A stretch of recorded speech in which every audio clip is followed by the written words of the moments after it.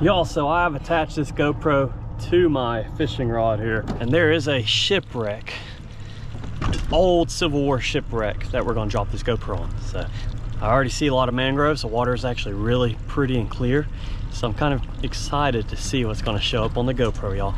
Let's go ahead and drop it down. All right, so we're dropping the GoPro down. You're gonna hear some of my engine noise, but we're already seeing spade fish. That's what those black and white fish are. And you have a lot of mangrove snapper hanging around this reef. None of them are shy or scared of the camera so far.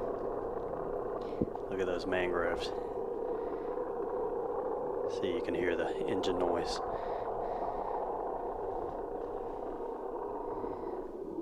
It's actually a good thing to know is how loud sound travels through the water. Because when you're fishing shallow inshore spots, what was that, a mullet? Looked like a mullet, that little skinny fish that was kind of dark on top. But like I was saying, if you're going through shallow water fishing and you want to be stealthy, be mindful, shut that motor off and switch to your trolling motor if you need to. Now I do want to point out, you're going to see throughout the video, and obviously there's a lot of fish, but if you look down below on the sand, it's going to look like ant hills. They're small mounds with little holes on top, and those are actually ghost shrimp. Very popular bait. The fish love them. Sheep's head especially love them, along with pompano and everything else. But it's crazy, you can see all of them down there on the bottom in the sand. Just a little mound about silver dollar size with a small hole in it. But here we go, getting some more mangrove action. You can see there's no shortage of short mangroves. And that one just picked up something to eat. It's the engine noise. Oh, there was a pigfish that just came by. Another spade fish, and that mangrove came up to see what the heck that camera was. There's some pinfish, there's a pigfish, or otherwise known as grunt. There's another pinfish. See all that growth on the metal? The algae, the barnacles. That's what starts this ecosystem. When something's in the water like this wreck, or when you put a reef.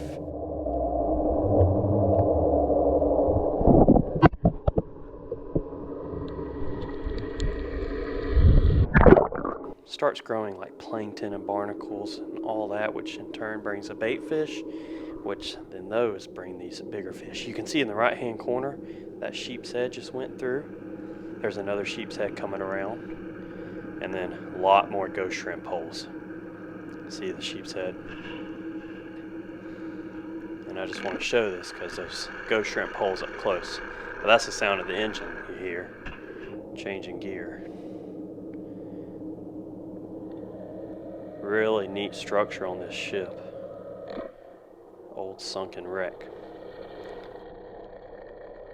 He's like, hey, I want to be famous. Semi-famous. There you go, buddy. Cool structure sticking up. There's a mangrove or a mullet, it looked like, swimming down below. I know the schools of mullet were thick. You can also see on the bottom of my keel on my boat, I scraped a rock, I think last year. Yet to fix it, I need to. A lot of mangrove snapper. And in Alabama, they have to be 12 inches if you fish for them and keep them. And so, majority, if not 99% of those fish are all undersized. But I dropped the camera into this tube. I think it was exhaust or smokestack. But I didn't want to leave it in there too much and get it stuck. Like I said, all these mangroves are pretty much undersized, but it's cool seeing just a sheer amount of fish like that. And there's a mullet. And that's a pigfish, and it looked like a bubble rig. You can pause it, but there's a bubble rig under there. So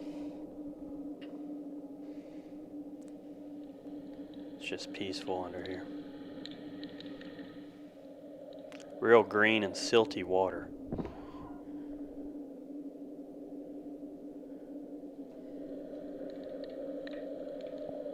It's a shadow of my boat.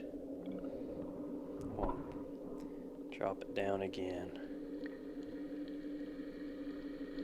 And there's some more ghost shrimp holes that look like a mullet swimming by. But I mean, there's tons of ghost shrimp. They have big colonies down there. It's pretty cool.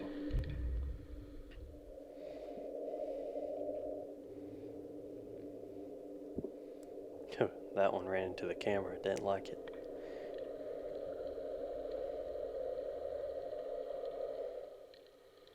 There's a pinfish down there chilling with the mangroves.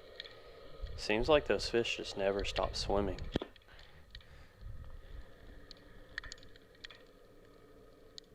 There's so much areas for them to hide in and get big in there.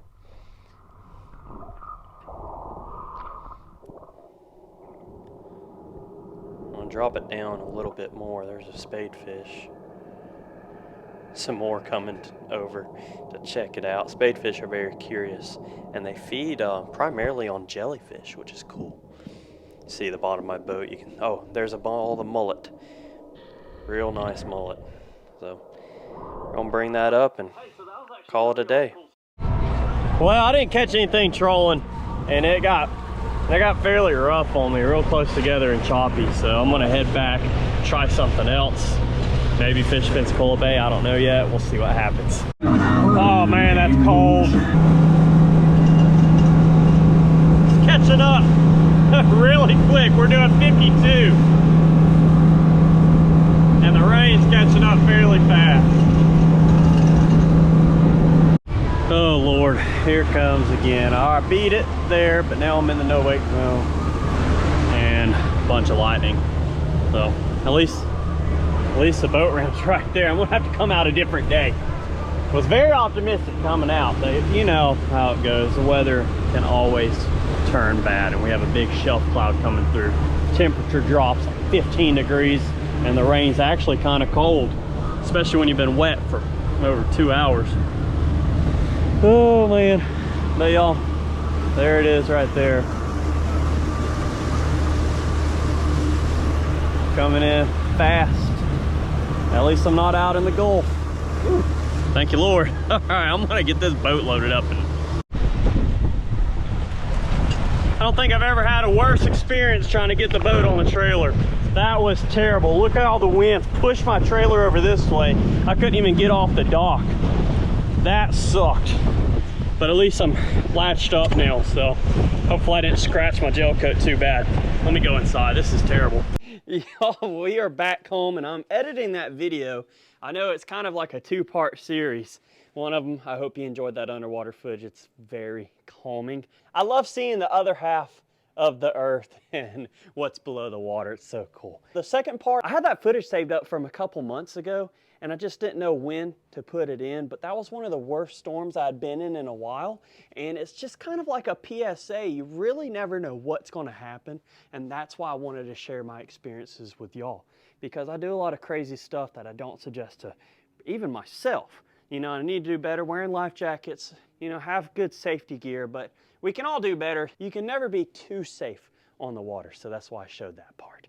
But I'm happy to be home. I hope you enjoyed this video. It's kind of short, but it's fun. We'll see you on the next Bama Saltwater fishing video. Don't forget to smash that subscribe button, the notification bell to keep up when I post new videos. And also, if you enjoyed this video, hit that like and leave a comment down below. Ono and I are going to go inside. Bobo's already sleeping. This one's hyper. But most importantly, and as always, I want to thank the good Lord up above for everything he does for us. So we'll see you later. You ready to go, Ono? Huh? You ready to go? Okay, let's go.